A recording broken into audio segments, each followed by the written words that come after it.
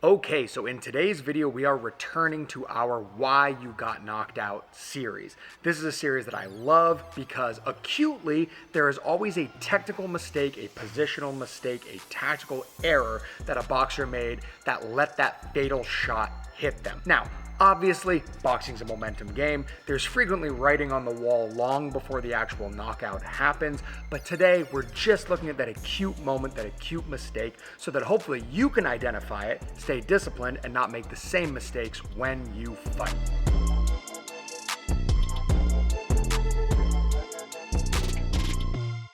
So I'm watching all of these fights through the first time just like you, and I'm kind of making reads as we go. We definitely saw in the last time I did this that there were a couple situations where I thought one guy looked like he was worse off than the other, but he ended up being the guy that got the win. Anything can shift on a dime in a boxing match, and you need to be ready for that.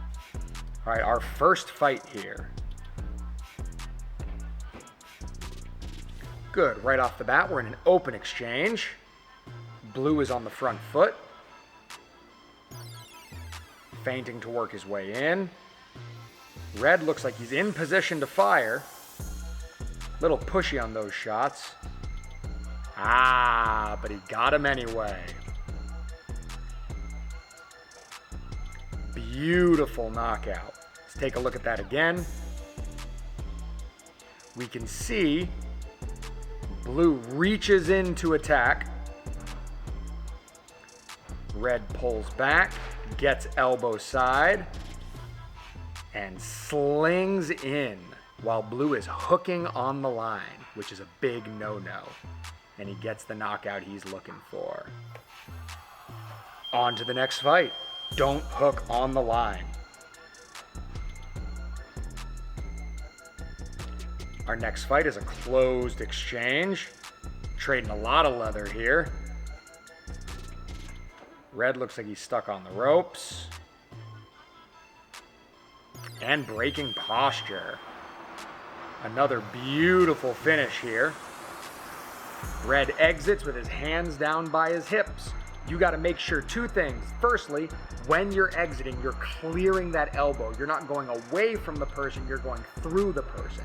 And second thing, you got to hedge your bets, layer in that defense. So if somebody chases you with a shot, it gets caught on your guard. In our next fight here, we've got Jake Paul.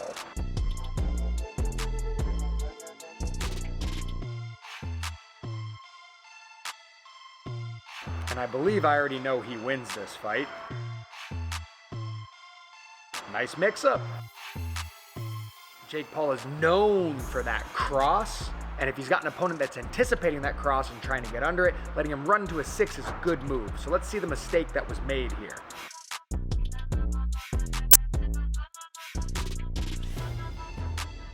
See, he loses sight of Jake Paul. He's standing on the line in front of him, and Jake Paul is hiding behind his lead glove, which makes it very, very hard for his opponent to see that 6 coming. Sneaks right up and through and hits him on the chin. You need to make sure that you can see. You don't need to look at your opponent's gloves or their head, but you have to be able to at least see their elbows to know where those shots are coming from. Our next fight is again an open exchange. Good, green is pressuring in. Blue's base looks okay, but they're yielding ground here. Ouch. Let's go back to that. So watching this slow, you see a really egregious posture break from Blue on the ropes. You see him stand up and get caught on the line. I have a rule: if you lose sight of an opponent, it is your responsibility to exit that exchange, okay? You can't pop back up blind. You don't know what you're popping into. You can see it here where Blue's posture is broken. He absolutely can't see. And as he comes up right in to that hook, and that hook doesn't put him away, but the next one does. Our next fight is another closed exchange fight. Checkers is nice and aggressive, but he's moving into that power side hand. He's leaving his body open.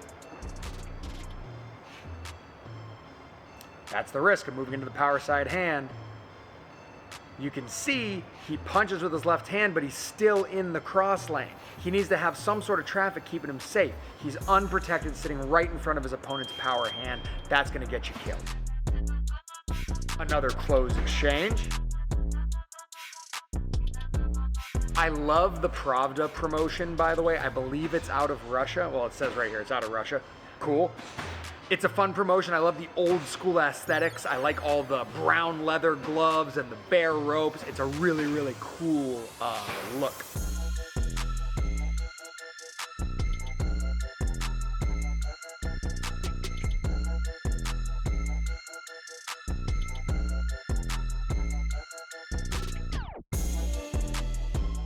Good. This is a really good example of something that a lot of amateurs need to learn.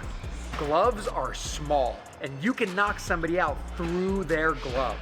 Blocking is not enough to protect you. If somebody knows that you're going to be there like a heavy bag and you're going to hold them up, they can tee off and hit you hard. It's really, really important that you don't just depend on that blocking. You're breaking contact, you're moving your feet, you're moving your head, you're threatening out of that high guard. Because if somebody's confident and they're willing to take the risk that you're going to be there, they can hurt you through your guard, which you see here. Boom, right in between the guard. Boom, right through the guard. It doesn't matter if you're blocking, if that punch hits hard enough to accelerate your head, even if it's your head and your arm, then it's gonna give you a concussion.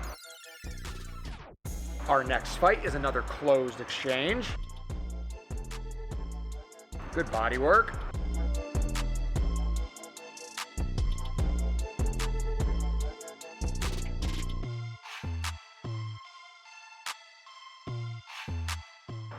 Great job.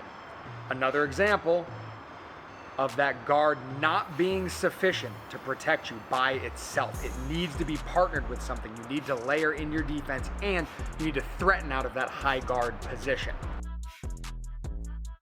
You can also see when yellow has his gloves up, he loses sight of his opponent. He can't see these shots that are looping around his guard. He's not practicing his concept of depth of block, and that's what gets him in trouble. This is a kickboxing fight snuck in here. This is called Best Boxing Knockouts.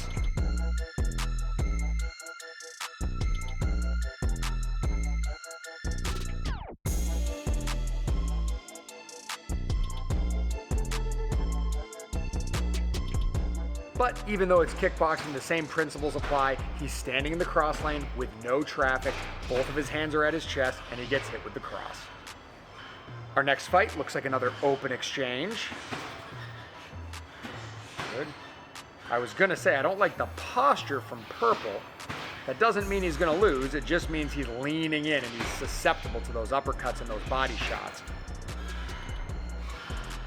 Or the left hook. And you can see Purple got caught reaching for that punch, just like Ryan Garcia, who was also wearing purple when Tank got him. Very good looking punch. Nice traveling three. Good. We got a closed exchange.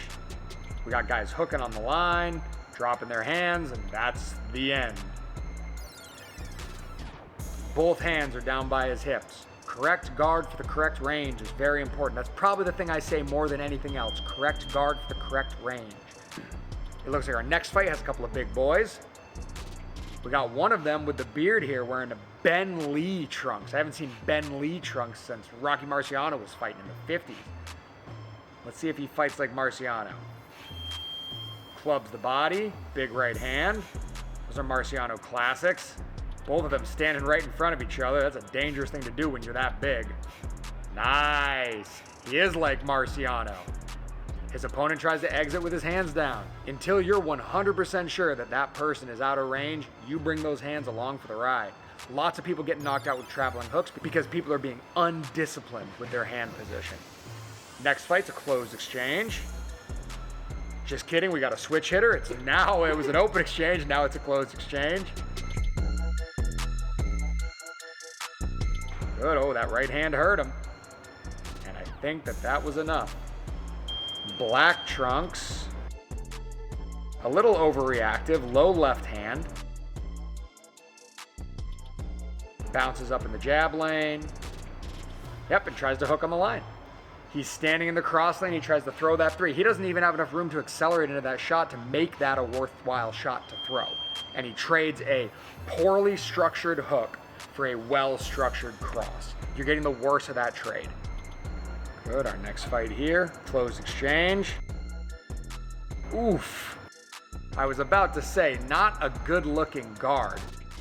You may notice he didn't change his posture when he threw his high guard up. You can see he threw his hands up, but he hasn't pulled his elbows to his hips. You need to sink down. You need to be in a position that you can absorb force. Yep, not only are you not going to take shots to the head better if your arms are just up and you're tall like that, but your body's just sitting there exposed. I don't want to say this is day one stuff, but that's day one stuff. All right, our next fight here. Looks like a closed exchange.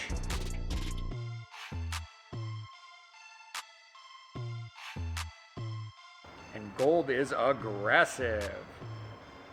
Beautiful. Pairs his linear and his round attack. Center line around the guard. Center line around the guard. Center line around the guard.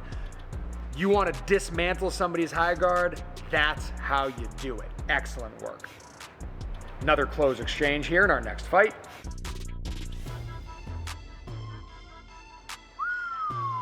Slip it and rip it. That looks nice. And I think the writing's on the wall here. Yep. You saw that blue didn't have any defense. He didn't have an exit strategy after he threw that left hand, and he was there to get picked. You throw a punch, you got to get your head offline. You got to lay in your defense. You got to step. You got to exit. You don't want your head in the same place it was when you start a punch, when you start an exchange. Next fight out of Australia. Another closed exchange here. Tall guy, small guy. Tall guy looks tired. That doesn't necessarily mean anything.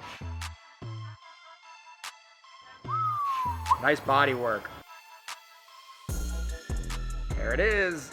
Ooh, right up his solar plexus. He attacked center line as soon as he got a dominant position. Wonderful work.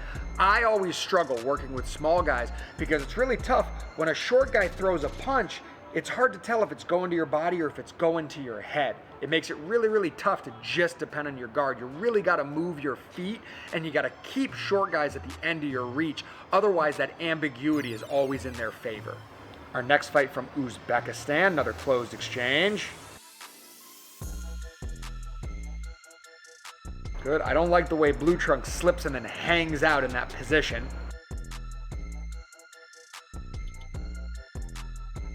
Remember, any defense is always two movements. It's there and back.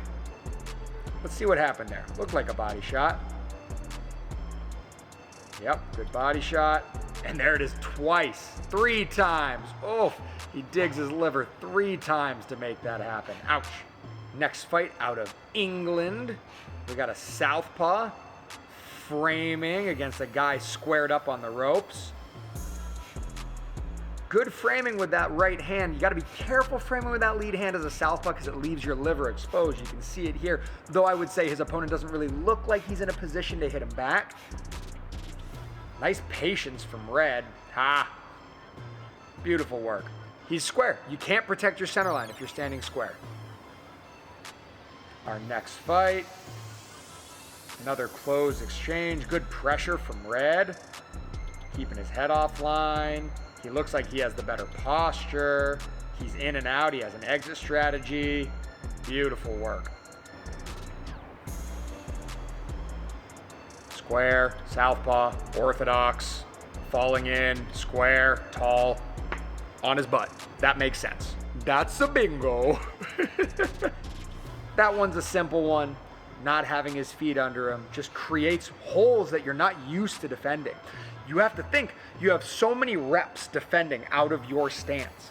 When you compromise your stance, you're flying blind. You got to improv and you got to react, and that's a recipe for disaster because punches, attacks happen fast. The variables change quickly, and if you haven't practiced these positions, then you're not going to get the better of them. Next fight's an open exchange. Good. And we got the guy in black running over his heels frequently, and the guy in white chasing a little bit tall and gathering his feet. Let's see who gets the better of this. I don't like how low that hand is. Yep, nice body shot. Lots of body shot finishes here. And again, it's the same thing. You can see he's got his high guard up, but he doesn't have the posture to support it. You're using a square peg in a round hole. It's not that the square peg is valueless, but the square peg belongs in the square hole. You can't mix and match here. That's not how this goes. Next fight, again out of England. Looks like a close exchange. And again, Black Gloves leans forward, leaves his body open, leaves him vulnerable to uppercuts. Yep, and you can see White Gloves is taking advantage of that body work and that 5 just right up the center line. Beautiful work. Another banger out of Australia here. Good. Red Gloves. Framing. Creating good traffic. Nice. Looks like George Foreman. And again, there's that body shot. And I don't know if I can necessarily blame White Gloves here because White Gloves is in a good position. But you can see Red Gloves frames him. He catches on his shoulder. He stands him up tall. He peels those elbows up off of the body so that there's a shot for him to throw. That's smart. It takes a lot of skills and know-how to have the confidence to be able to reach your hands out to manipulate somebody's posture or somebody's guard. To take your hands away from your face, you got to have a really good understanding positionally, or you really got to have a guy dead to rights.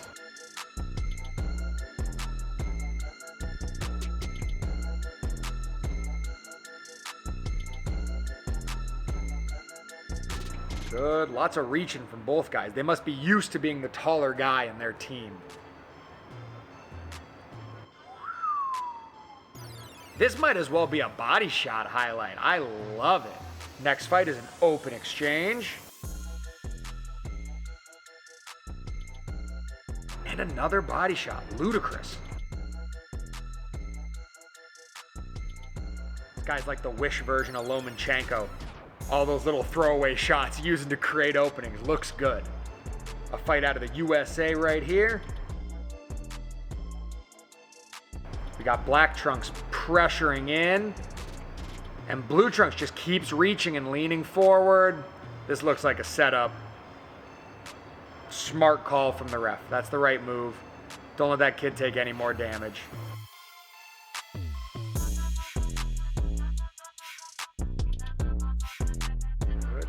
Back to Uzbekistan, and of course I freeze frame it right on an attempted body shot. That seems to be the theme of this video. But you can see that body shot there doesn't get through because look at the posture of White Shorts over here. He's got his elbows down and he's pulled his shoulders down to his hips. He's making himself small so that elbow, that guard is doing what it's supposed to be doing. That doesn't mean he's gonna win, but he saved himself from having an early night right there with that punch because his positioning was good. Good, and he punches out of the high guard, gets his head offline as he jabs. Nice, punches his opponent in the back of the head. We call those veteran tricks. Oh, and he called it for him. Great. I'm not always right, but it's always funny when I am. There you go. So who knew? The guy who understood the positioning and understood how to land, how to use his guard also understands the concepts necessary to finish the fight. Let's go back. I want to see how that plays out again. One more time. Good strong base. Catches and pitches off his left side. Attacks center line. Attacks linear and round. Good. Looks like a well-educated guy getting a win. Wonderful work. In Germany, we have a giant Canelo feint to start things off. Let's see that again. Happens fast. Throws his left hand out, throws the cross. Pairs it with the 3. Good job pairing his hooks and his uppercuts. Picking the right punch for the job. Fighting a little southpaw, that's dangerous. They got an overhand right that can be good, but this guy didn't get a chance to reveal it. Nice work. Nice work. Good, this video looks like it's at an end. This might be our last one out of the Ukraine here. Got an open exchange. Blue Trunks keeps hanging out in the cross lane. getting his body worked, losing sight of his opponent, losing his posture.